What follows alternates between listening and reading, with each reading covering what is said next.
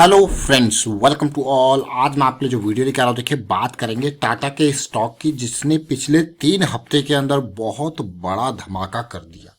मतलब माला माल कर दिया। लेकिन ये स्टॉक आता है स्पेशलिटी केमिकल का स्टॉक। कोई भी स्टॉक अगर स्पेशलिटी केमिकल से बिलोंग करता है तो याद रखें, वो स्टॉक आपको मल्टी बैगर रिटर्न देने की काबिलियत रखता है। बशर्ते डिपेंड करता है, भाई आपने पीक पे खरीदा होगा तो उस टाइम पे करेक्शन में होगा तो आप कहोगे यार ये तो गिर रहा है। उसके लिए आपको एंट्री पॉइंट भी आपके में चाहिए। एंट्री पॉइंट हमेशा आपकी रिस्क टेकिंग कैपेबिलिटी के ऊपर डिपेंड करता है। इस चीज़ को हमेशा याद रखें। आपको कोई ये बताएगा नहीं हर बार कि आपको रिस्क किस हिसाब से लेना है, वो आपकी खुद की ऑब्जर्वेशन होगी।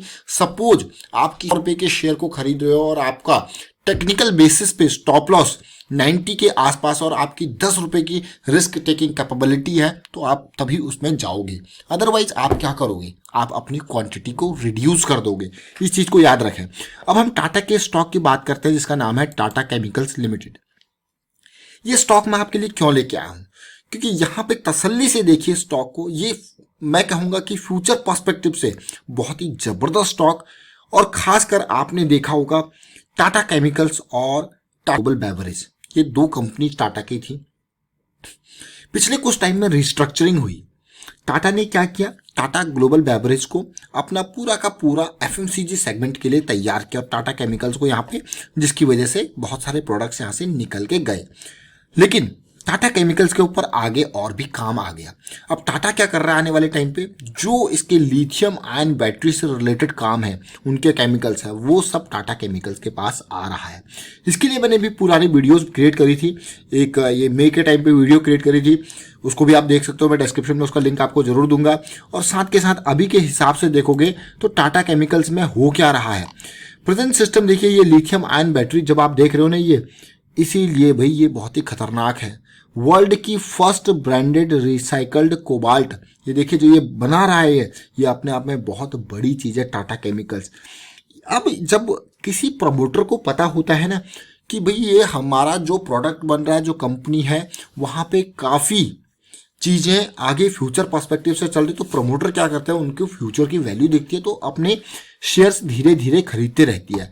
अभी 2 महीने पहले सितंबर में मैंने आपके लिए एक वीडियो क्रिएट किया था।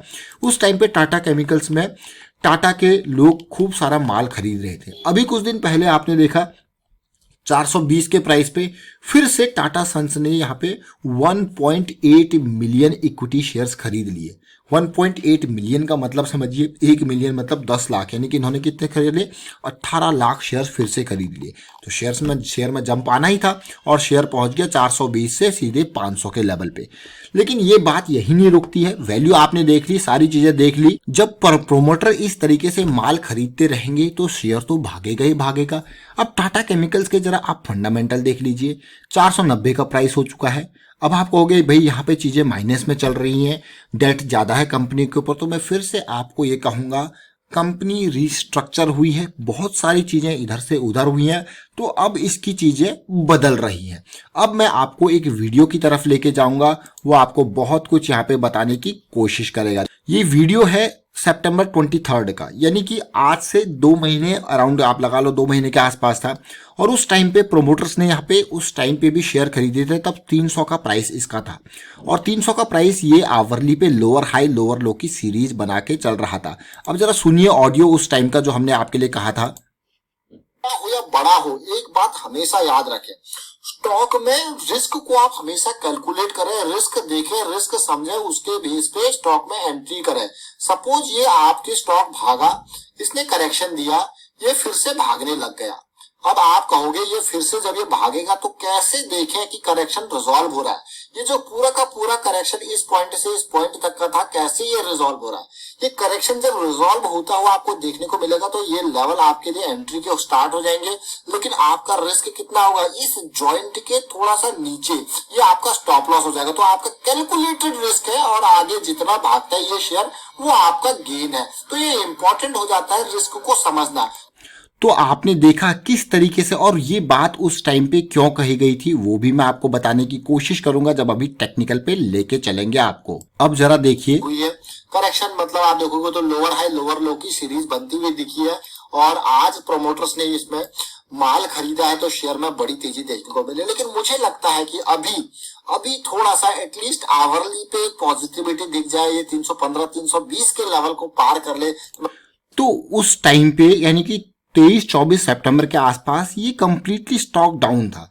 इसीलिए मैं आपको वहां पे बता रहा था कि स्टॉक में आपको हायर हाई हायर लो की सीरीज चाहिए चेंज करने के लिए, और अभी आपको रिस्क को मैनेज करना है तो आप अभी एंट्री नहीं कर सकते, क्योंकि अब आप कहोगे यार 270 पे था, 300 पे था, गिर रहा था तब खरीद लेते। भैया कितना भी अच्छा शेयर क्यों ना हो, मैं तो क्लियर कट आपको कहता हूं भाई, एज अ रिटेल निवेशक आपको हमेशा रिस्क के बारे में सोचना है, क्योंकि बड़े निवेशक भी रिस्क के बारे में हमेशा सोचते हैं, उसी हिसाब से अपनी पोजीशन को अप डाउन करते हैं।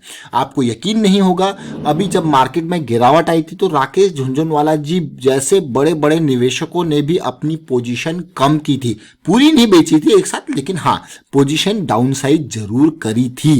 ये देखिए, और यहाँ पे यही चीज मैं आपको समझाने की कोशिश कर रहा था। मैं टेक्निकल पे आपको लेके चलूंगा, और ये 23 सितंबर का वीडियो फंडामेंटल तो इतने स्ट्रांग है कि मई के टाइम पे भी हमने आपको बताया था यहाँ पे भी इस शेयर में बहुत ही जो है आने वाले टाइम पे बहुत चीजें बदलने वाली है लिथियम आयन बैटरी की वजह से।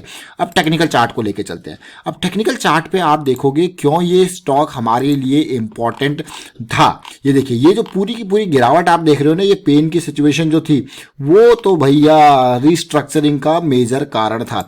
अब उसके बाद चीजें बदली वीकली पे, ये पॉइंट 345 का इसने हाई टच किया था, so that is the most important point. अब इस वीडियो को मैं इसलिए बना रहा हूं क्योंकि देखिए हर वीडियो कुछ ना कुछ आपको सिखाता है, लेकिन अगर आप इस वीडियो को देखो एक टाइट कंसोलिडेशन में इसको कहूंगा, 280 से कुछ टाइम 200 300 350 के लेवल पे ये चली, और किस तरीके से इसमें एक एक्यूमुलेशन हुआ। जरा इसको देखिए, जरा इसको देखिए, जरा इनको देखिए, ये सब एक्यूमुलेशन की पहचान होती है। किस तरीके से एक्यूमुलेशन हुआ, और छोटे टाइम फ्रेम यानी कि डेली पे चल के आपको दिखाते हैं कैसे एक्यूमुलेशन हुआ। आप इन एक्यूमुलेशन को देखिए, और 24 सितंबर के आसपास जब हमने वीडियो क्रिएट किया था तो हम यही चीज आपको समझाने की कोशिश कर रहे थे कि अभी स्टॉक में क्या चल रहा है, लोअर हाई। आपको लोअर हाई लोअर लो की ये सीरीज जो है वो खत्म होते हुए दिखेगी तभी एंटर करना, अदरवाइज चाहे प्रोमोटर ने माल खरीदा है चाहे किसी ने भी खरीदा है, अभी आपके लिए ये स्टॉक रेडी नहीं है। तब तो यहाँ पे जंप आ रहा था इसमें, इसीलिए। और उसके बाद आप देखिए जैसे ये सीरीज स्टार्ट हुई और आप देख सकते हो उसके बाद हाई पॉइंट बॉटम देखिए जरा, बिल्कुल tight zone accumulation, bullish cross बना, बुलिश क्रॉस के बाद थोड़ा सा डाउन जरूर आया, और उसके बाद देखिए द रियल मूव कम, ये देखिए 320 के लेवल से रियल मूव आया। और एक बात आपने हमेशा सुनी होगी, इसीलिए मैं स्टॉक आपके लिए लेके आया हूं, वही इंपॉर्टेंट एरिया बताने के लिए। एक बात मैं आपको बार बार कहता हूं, क्या ब्रेकआउट की पहचान क्या होती है। ब्रेकआउट की पहचान आप अच्छे से समझते हो, अब तक अगर आप रेगुलर व्यूअर हो तो आप अच्छे से समझ जाइए। हमको 3 चीजें चाहिए होती है ब्रेकआउट में, कंसोलिडेशन, स्मॉल करेक्शन या फिर पुल बैक। भाई ये 3 आइडेंटिफिकेशन होती है यहाँ पे देखिए। और अगर ये चीजें आपको समझ में नहीं आती तो आप RSI पे भी देख सकते हो। देखिए स्ट्रक्चर क्या बना, हायर हाई हायर लो का, और साथ के साथ आपने देखा ब्रेकआउट के नियर कंसोलिडेशन भी हुआ 1-2 दिन, फिर छोटा करेक्शन भी आया, और साथ के साथ फिर क्या हुआ, धड़म ब्रेकआउट बड़ा वाला। उसके बाद आप ये जो लाइन मैंने ड्रॉ की है जरा इसको देखिए, इस ब्रेकआउट को देखिए, यहां पे क्या हुआ, सीधे पार गया, लेकिन क्या आया, पुल बैक। तो आपके लिए फिर से मौका किसका होता है, पुल बैक का। समझ गए होंगे अब आप पुल बैक का मतलब समझ गए होंगे, ये बहुत इंपॉर्टेंट लर्निंग पार्ट है। अब पुल बैक में ऐसा नहीं होना चाहिए कि जो आपकी बड़ी कैंडल बनी है जिसने ब्रेकआउट आपको दिया है, कि जो अगली जो छोटी छोटी कैंडल जो बनेंगी उनका वॉल्यूम उससे बड़ा नहीं होना चाहिए, क्योंकि जो प्रोमोटर होते हैं वो माल जरूर बेचते हैं, इस चीज को याद रखें। प्रोमोटर जब खरीदते हैं वो थोड़ा बहुत माल ढीला करते हैं ताकि प्राइस को कंट्रोल में रख पाए। ये अपने आप में बहुत बड़ी स्टेटमेंट है और अपने आप में बहुत बड़ा एक लर्निंग है कि प्रोमोटर ऐसे नहीं होता कि एक साथ माल खरीद दे बेच देखिए उसके बाद फिर भाई उनको क्या जरूरत थी प्रोमोटर को भी 420 के लेवल पर जब उन्होंने देखा वो चेक करते हैं कोई और तो नहीं खरीद रहा है शेयर को, यहाँ पे किसी और को तो वैल्यू नहीं दिख रही है, उन्होंने 420 के लेवल पे अभी खरीदा है, सोचिए जरा। और वो धीरे धीरे एक्यूमुलेट कर रहे थे, लेकिन यहाँ पे कोई और समझदार व्यक्ति था जिसने देख लिया कि भाई चीजें बदल रही है, शुरू हो जाओ इसके अंदर। और जैसे ही वो शुरू हुआ और तब तक फिर प्रोमोटर को 420 के लेवल पे खरीदना पड़ा, अदरवाइज प्रोमोटर इन लेवल्स पे भी इसको खरीद सकते थे। अब कोई सोचेगा यार मैं इसमें अब इन्वेस्ट कर लेता हूं। देखिए अब ये स्टॉक रिस्क एरिया से काफी काफी ज्यादा रिस्क हो चुका है। इसका ये मतलब ये भाग नहीं सकता, भाग सकता है बट आप अब देखिए कितने रिस्की, इसमें कहाँ पे स्टॉप लॉस लगाओगे आप। यहाँ पे आपके पास मिनिमम स्टॉप लॉस था और यहाँ पे कहाँ पे, यहाँ पे भी आपके पास स्टॉप लॉस था। तो ये मैंडेटरी है, ये मैंडेटरी है रिस्क मैनेजमेंट। तो चलिए टाटा केमिकल्स की हमने बात करी, यहाँ पे आपने देखा किस तरीके से पॉजिटिविटी आपको देखने को मिली, किस तरीके से जंप देखने को मिला, बहुत सारी लर्निंग आपको देखने को मिली। और फिलहाल मैं वाइंड अप करता हूँ इस वीडियो को। उम्मीद करता हूँ वीडियो आपको अच्छा लगा होगा, अच्छा लगा तो शेयर जरूर कीजिए, लाइक कीजिए, चैनल सब्सक्राइब नहीं किया तो जल्दी से सब्सक्राइब कर ले, साथ के साथ बेल आइकन को प्रेस कर ले जिससे आपको नोटिफिकेशन आती रहेगी। And thank you for watching the video.